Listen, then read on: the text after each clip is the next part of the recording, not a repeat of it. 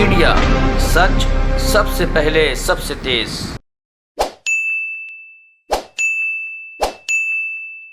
बहुत बहुत धन्यवाद संजय मयूख जी। सभी पत्रकार बंधुओं को नमस्कार। ये प्रेस वार्ता ऐसे गंभीर मुद्दे पे है जो हर नागरिक को प्रभावित करता है, दिल्ली में भी, पंजाब में भी और जो बाकी प्रदेश हैं उसमें भी। और शुरुआत ही मैं इससे करूंगा। We all know Arvind Kejriwal and his papi aap is busy looting the people of the country, especially Delhi and Punjab. And what I am going to highlight in this press conference is nothing short of criminal negligence for which Arvind Kejriwal and the Punjab Chief Minister Bhagwant Mann should resign immediately. आज दिल्ली और पंजाब की जनता, हमारे बच्चे, नागरिक ये कह रहे हैं, दिल्ली और पंजाब की हवाओं में जो जहर है, दिल्ली और पंजाब की हवाओं में जो जहर है, शर्म करो अरविंद केजरीवाल, ये तेरे निठल्लेपन का कहर है। And why do I use these words for Arvind Kejriwal? Let me begin by showing you a news clipping from a very prestigious newspaper, and this was covered in other newspapers as well. हम सब जानते हैं किस तरह से जो दिल्ली की हवा है,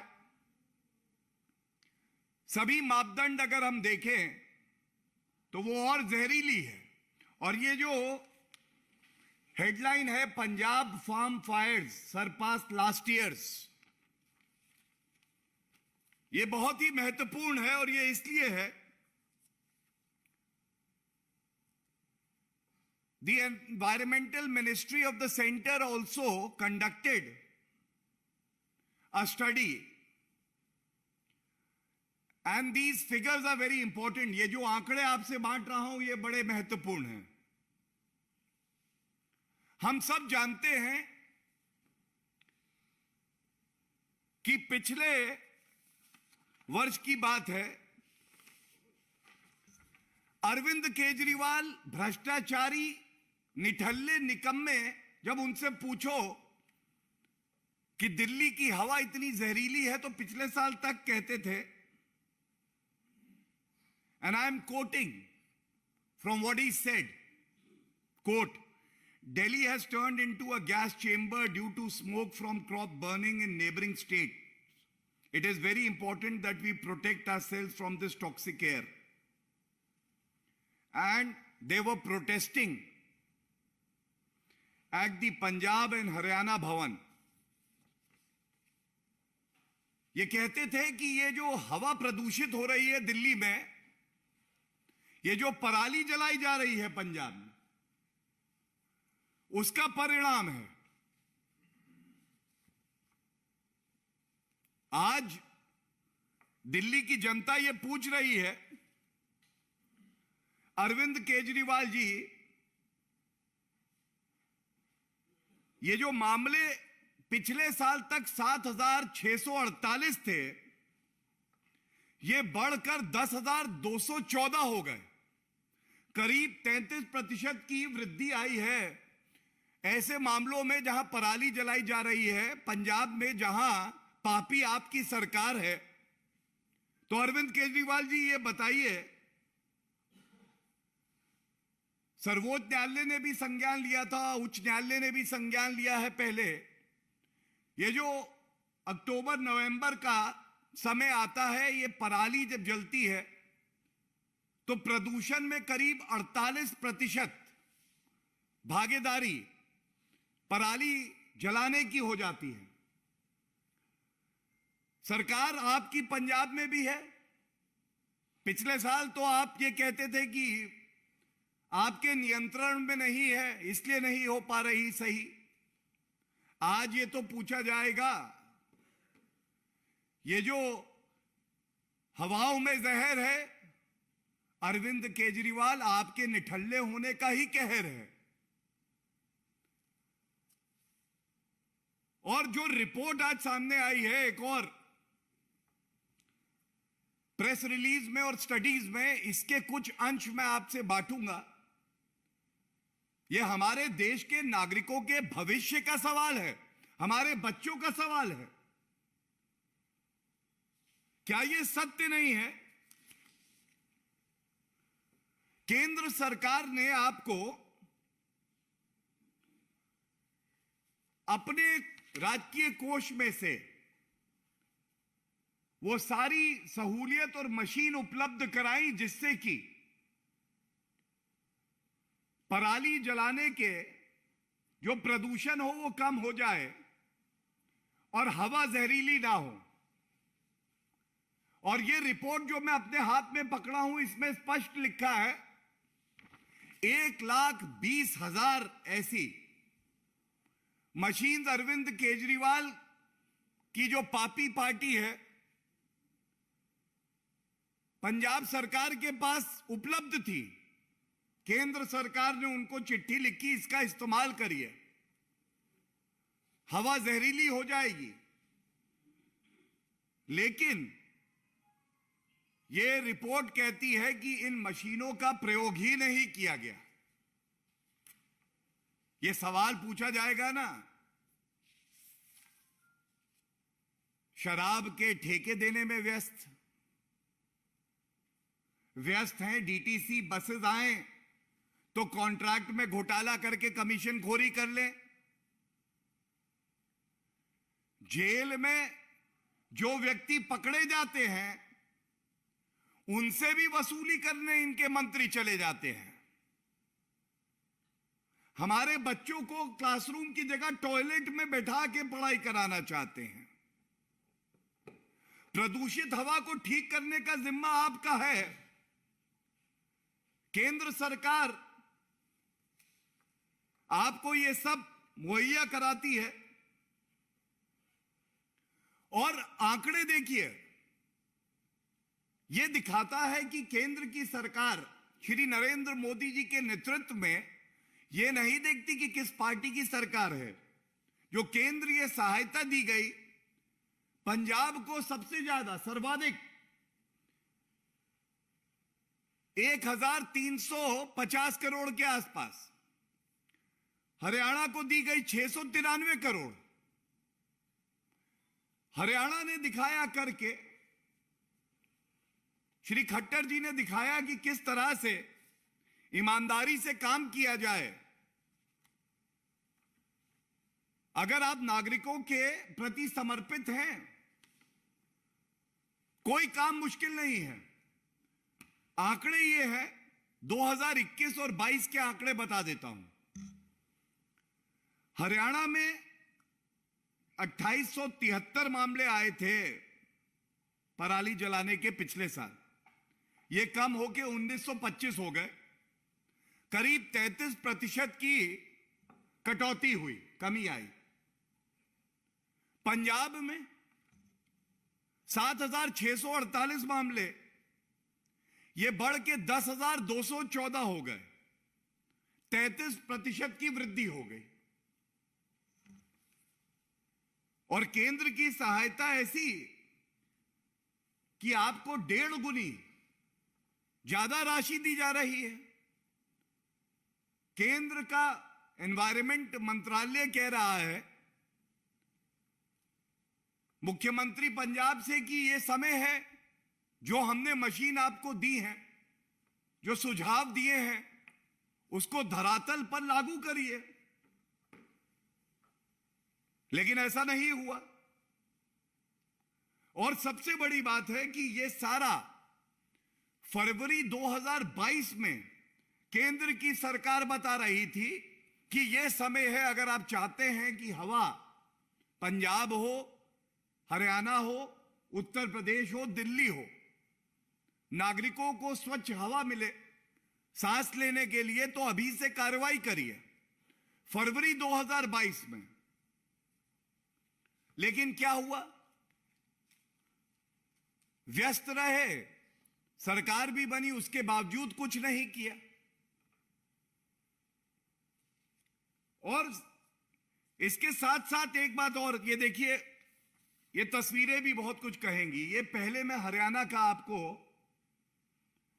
एक चार्ट दिखाता हूं जो इंगित करता है कि कहां कहां लाल में अगर है तो हवा प्रदूषित हो रही है बहुत ज्यादा, और पीले यहां पे बिंदु भी हैं। आप इसकी डेंसिटी देखिए, ये हरियाणा है और ये पंजाब का है दूसरे हाथ में। पूरे पंजाब में पराली जल रही है, सैटेलाइट इमेजिंग से पता चल रहा है कि जल रही है। और यह मैं आपको बता दूं कि कानून है पंजाब में, यह अपराध की श्रेणी में आता है, लेकिन कार्रवाई कौन करेगा? जिम्मेदारी है प्रदेश की सरकार की। और जैसा मैंने आपको बताया, प्रदेश की सरकार के मुख्यमंत्री तो प्रचार मंत्री हैं, वो गुजरात घूमने जाएंगे, वो दिल्ली भी आ जाएंगे, भ्रष्टाचार में तरीके बताएंगे अरविंद केजरीवाल को कि कैसे काले धन को तिजोरी में वापस लाना है। लेकिन जो आपका काम है, संविधान के तहत जो आपकी शपथ है, उसको तो याद दिलाने का काम हम कर रहे हैं। आपसे इतना नहीं हुआ कि केंद्र सरकार आपको पूरी सहायता दे रही है। मैंने बताया 1350 करोड़ रुपए, आप उसका इस्तेमाल नहीं करते हैं। 1,20,000 आपको मशीन दी गई जिससे ये सुनिश्चित होता कि हवा प्रदूषित नहीं होगी, और केवल पंजाब के लिए नहीं, हरियाणा के लिए, दिल्ली के लिए, उत्तर प्रदेश के लिए। लेकिन आपने सुध ही नहीं ली। और मैंने आपको यह भी दिखाया किस तरह से कम राशि दी गई हरियाणा को, लेकिन उन्होंने उसका इस्तेमाल किया और 33% की गिरावट आई मामलों में भी और प्रदूषण में भी। और आपने पंजाब में हवा में जहर घोल दिया क्योंकि आपको अपनी जिम्मेदारी का एहसास नहीं था। इसके साथ मैं यह भी बता दूं कि केवल पत्र लिखे या सुझाव दिए ऐसा नहीं था। पंजाब सरकार के साथ केंद्र सरकार के जो उच्च ऑफिसर्स हैं, उनकी मीटिंग हुई, पंजाब पॉल्यूशन कंट्रोल बोर्ड के साथ मीटिंग हुई, चीफ सेक्रेटरी के साथ मीटिंग हुई। कहते रहे कि हम कार्य करेंगे, लेकिन कुछ भी नहीं किया। भ्रष्टाचार फुल है, भ्रष्टाचार फुल है, जवाबदेही गुल है। आज अरविंद केजरीवाल जी, मैं ये सारे आपके वक्तव्य इसीलिए लेके आया हूं, मुझे बताया जाता है कि आपकी समय समय पर याददाश्त चली जाती है। आपसे बात करेंगे कि हवा में प्रदूषण है, बढ़ रहा है आपकी वजह से, आप न्यूयॉर्क टाइम्स उठा लेते हैं। आपसे कहेंगे आप सबसे बड़े भ्रष्टाचारी कट्टर बेईमान हैं, आप बात करने लगेंगे कि नहीं ऐसा नहीं है, मुझे गाली दी जा रही है। अगर आज जो सवाल हम यहां आपसे पूछ रहे हैं उसका उत्तर आप दें तो दिल्ली की जनता, पंजाब की जनता, उत्तर प्रदेश और हरियाणा की जनता बहुत आभारी रहेगी। हजारों करोड़ रुपया टैक्स पेयर का लगता है और केंद्र की सरकार आपको सही दिशा और सही रास्ता बताती है,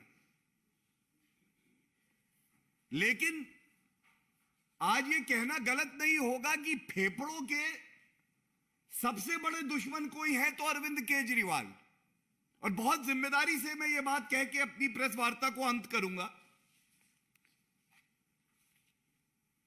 हम सब जानते हैं कि कोविड महामारी में भी एक लहर कोविड की आती थी, जब वो चरम सीमा पर होती थी तो अरविंद केजरीवाल गायब हो जाते थे। और जब केंद्र सरकार पूरा जोर लगाकर, चाहे वो प्रधानमंत्री जी हो, चाहे गृह मंत्री जी हो, चाहे स्वास्थ्य मंत्री जी केंद्र के हों, ये सुनिश्चित करते थे कि बेड हो, ऑक्सीजन हो, दवाइयां हो, और स्थिति थोड़ी नियंत्रित हो जाती थी तो ये वापस आते थे और कहते थे सब ठीक है, अब अगली जो लहर आएगी उसकी तैयारी मैं कर रहा हूं। और फिर वो अगली लहर आती थी। दिल्ली का नागरिक ऑक्सीजन मांग रहा था और अरविंद केजरीवाल जी गायब थे। बताते हैं अब पता चला है वो तो आबकारी नीति ला रहे थे घोटाला करने के लिए उस समय पर। तब भी ये फेफड़ों के दुश्मन थे। और आज जब हम बता रहे हैं, हम चेतावनी दे रहे हैं आपको, हम कह रहे हैं अगर आपसे नहीं हो रहा तो इस्तीफा दो। लेकिन जिन प्रदेशों का मैंने नाम लिया, इन प्रदेशों की जनता के स्वास्थ्य के साथ आपको खिलवाड़ नहीं करने देंगे। ये सारे जो आंकड़े आपके समक्ष मैंने रखे हैं, चुनौती के साथ रख रहा हूं कि इसमें एक आंकड़ा, एक तथ्य, अगर अरविंद केजरीवाल में, भगवंत मान जी में हिम्मत है तो आके बताएं कि ये सही है कि गलत है। और अगर ये सही है तो आपको इस्तीफा क्यों नहीं देना चाहिए। और कृपया करके ये भी बता दीजिए, जब ये सारी मदद केंद्र की सरकार आपको पहुंचा रही थी कि सभी प्रदेशों के नागरिक स्वच्छ हवा में सांस ले पाएं, तो आप क्यों भ्रष्टाचार करने में व्यस्त थे। आपकी महत्वाकांक्षा हो सकती है राजनीतिक, लेकिन किसी के स्वास्थ्य के साथ, किसी की जान के साथ अगर आप खेलते हैं तो इसी को क्रिमिनल नेग्लिजेंस कहते हैं।